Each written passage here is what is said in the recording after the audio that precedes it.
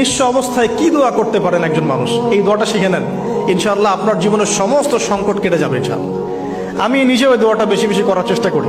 দোয়াটা হচ্ছে, মুসা আলাইহিস সালাম একটা গাছের নিচে হেলান দিয়ে বসলেন, বসে দেখলেন দুইজন মেয়ে দাঁড়িয়ে আছে দূরে, পানি নিতে পারছে না, লোকজন পানি নিয়ে যাচ্ছে, ওরা দাঁড়িয়ে আছে বেচারি। মুসা আলাইহিস সালাম গিয়ে বললেন, কি সমস্যা আপনাদের? এটা নিয়ে আপনারা আবার মেয়েদের সাথে কথা বলার চেষ্টা করেন, ঠিক আছে? তো মাহারাম গায়রা মাহারাম মেনে চলে। তারা বললো যে আমাদের বাবা অনেক বৃদ্ধ মানুষ, আমরা পানি নিতে পারি না যতক্ষণ না আমাদের কম পানি নিয়ে চলে যায়। মুসা আলাইহিস সালাম তবে একটু বললাম না, ফিজিক্যালি খুব স্ট্রং ছিলেন, থাকে না বডি বিল্ডার, সামনে গিয়ে কথা বলে সরো পানি দিতে দাও, তখন মানুষ একটু মূল্যায়ন করে না। তো মুসা আলাইহিস সালাম এভাবে পানি নিয়ে দিলেন এবং বাছুরদেরকে পানি পান করালেন, করিয়ে গাছের নিচে এসে বসে আছেন। বসে বসে তিনি দোয়া করছেন, এই যে দোয়াটা তিনি দোয়া করছেন, রব্বি, একটা নেক কাজ করলেন, নেক কাজ করলেন না, মানুষের উপকার করলেন, নেক কাজ করে এসে গাছের নিচে বসে দোয়া করছেন, আল্লাহ এখানে তো আমার খাবার পানি বাসস্থান কিছুই নাই, আমি কি করব?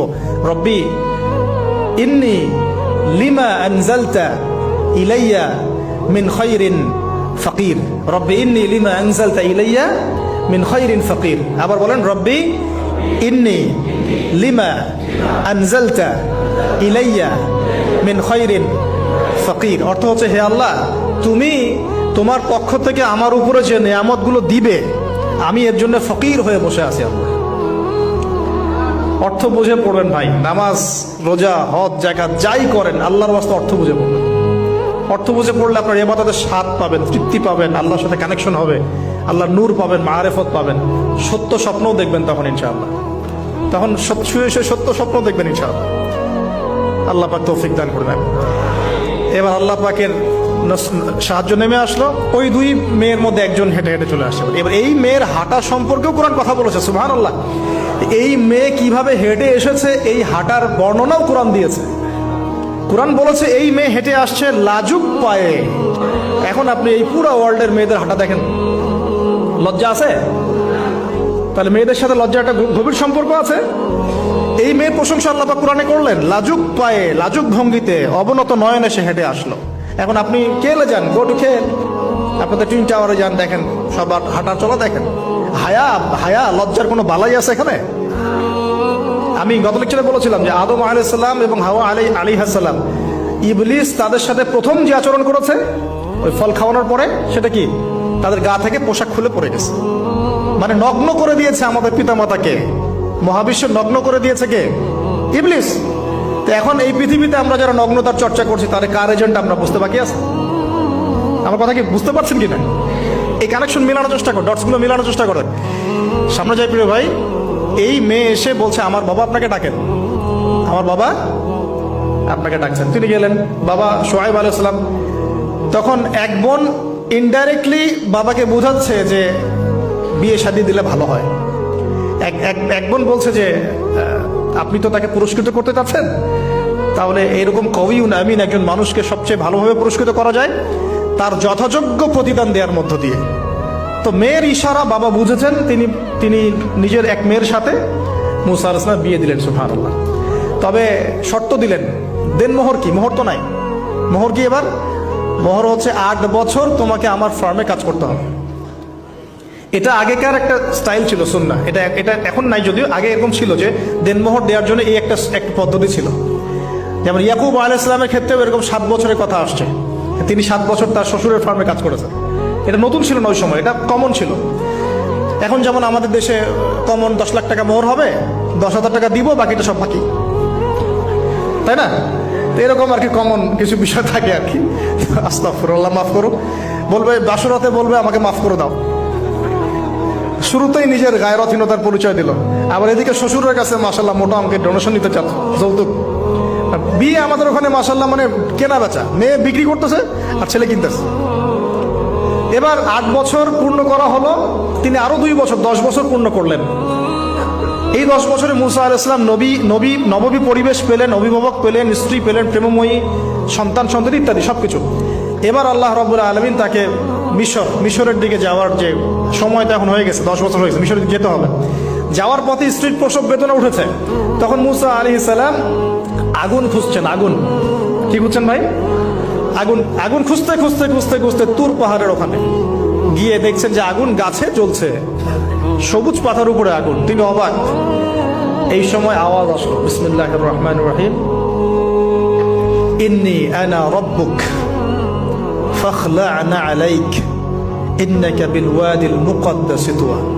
মুসা, ইন্নানি আনা আল্লাহ লা ইলাহা ইল্লা আনা ফা'বুদনি ওয়া আকিমিস সালাতা লিযিকরি। মানে এখানে অনেকগুলো কথা আছে, সূরা তাহার মধ্যে আছে।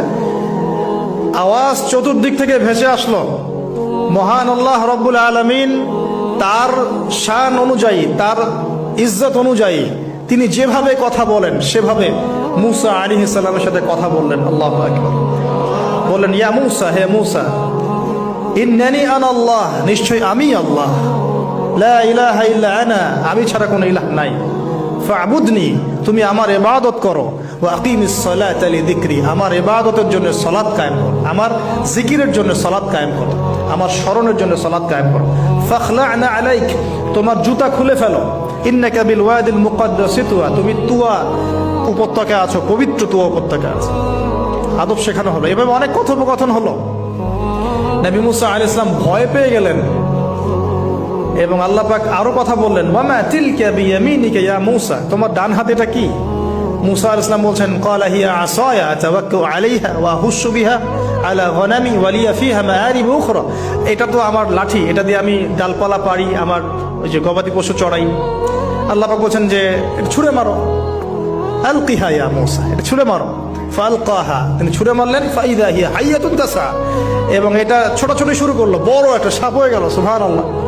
এগুলো কোনো গাল গল্প নয়, এগুলো আল্লাহ রাব্বুল আলামিনের মুজিজা, মুজিজাতুল কুবরা, এটা বড় মুজিজা। তিনি পিছনের দিকে দৌড়ানো শুরু করলেন সাপ দেখে, খাইফা ইয়াতারাক্কাব, মানে ভয়ে দৌড়ানো শুরু করলেন। আল্লাহ পাক বলছেন, লা ইয়াখাফু লাদাইনাল মুরসালিন, আমার কাছে রসুলগণ ভয় পায় না, তুমি ভয় পেও না, তুমি ওটাকে ধরো পিছন থেকে, সেটা আবার লাঠি হয়ে যাবে। পিছন থেকে হাত দেওয়া হলো, লাঠি হয়ে গেল। সুবহানাল্লাহ। এবার বলছে যে তুমি তোমার বগলের নিচে হাত ঢুকাও। মুসা আলাইহিস সালাম বগলে হাত ঢুকালেন, বের করলেন, হাত থেকে টর্চ লাইটের মতো আলো বের হওয়া শুরু। এটা দ্বিতীয় নিদর্শন। কেন দেয়া হলো নিদর্শন? এবার আল্লাহ পাক তার দায়িত্বটাকে বলছেন, তোমাকে নিদর্শনগুলো কেন দিলাম, তোমাকে মনোনীত কেন করলাম, কেন তোমাকে মনোনীত করলাম মুসা, তোমার কাজটা কি? তোমার কাজ এখন এটা, ইযহাব ইলা ফিরআউনা ইন্নাহু তাগা, তুমি ফিরআউনের কাছে যাও। ফিরআউন সীমা লঙ্ঘন করেছে, মনে আছে ফিরআউনের কথা? সীমা লঙ্ঘন করেছে। তখন মুসা আলাইহিস সালাম তার অপারগতা প্রকাশ করছেন এভাবে, তিনি বলছেন, আল্লাহ, আমার তো জিহ্বা জড়তা আছে, আর আমি তো ওখানে এক ব্যক্তি, আমার খুনের অভিযোগ আমার কাঁধে, আমি এখন কিভাবে কি করবো আল্লাহ? তখন আল্লাহ রাব্বুল আলামিন বলছেন, এই দোয়াটা করো। কোন দোয়া? মুসা আলাইহিস সালাম বললেন, রব্বি ইশরাহ লি সাদরি, হে আল্লাহ, আমার বক্ষ প্রশস্ত করো, ওয়াসসির লি আমরি, আমার কাজকে সহজ করে দাও, ওয়াহলিল উকদাতাম মিন লিসানি, আমার জিহ্বার সমস্ত জড়তা দূর করে দাও, ইয়াফকাহু কাওলি, যাতে মানুষ আমার কথা বুঝতে পারে। আর আমার সাথে আমার পরিবারের মধ্যে থেকে ওয়াজআলনি ওয়াজিরাম মিন আহলি, আমার পরিবারের মধ্যে একজন ওজির আমাকে দাও, সাথী। হারুন আখি, আমার ভাই হারুনকে দান করো। সুবহানাল্লাহ। হারুন আলাইহিস সালামকে নবুয়ত দেয়া হলো, দুজনকে আল্লাহ পাক এখন বলছেন, ইযহাবা ইলা ফিরআউন, তোমরা দুজন এখন ফিরআউনের কাছে যাও। ফাইন্নাহু তাগা ফাকুলা লাহু কাওলান লাইয়িনা, তবে তাকে গিয়ে কর্কশ ভাষায় কথা বলবে না, নরম স্বরে কথা বলবে। দায়ীদের এখানে সুন্নাহ, দায়ীদের জন্য শিক্ষা আছে, দায়ী আলেম যারা মুবাল্লিগ তাদের শিক্ষা আছে। ফিরআউনের সামনে গিয়ে দাওয়াত দিলেও কিভাবে দিতে হবে? ফাকুলা লাহু কাওলান লাইয়িনা, নম্রভাবে কথা বলো। লাআল্লাহু, কেন নম্রতার সাথে? লাআল্লাহু ইয়াতাযাক্কার,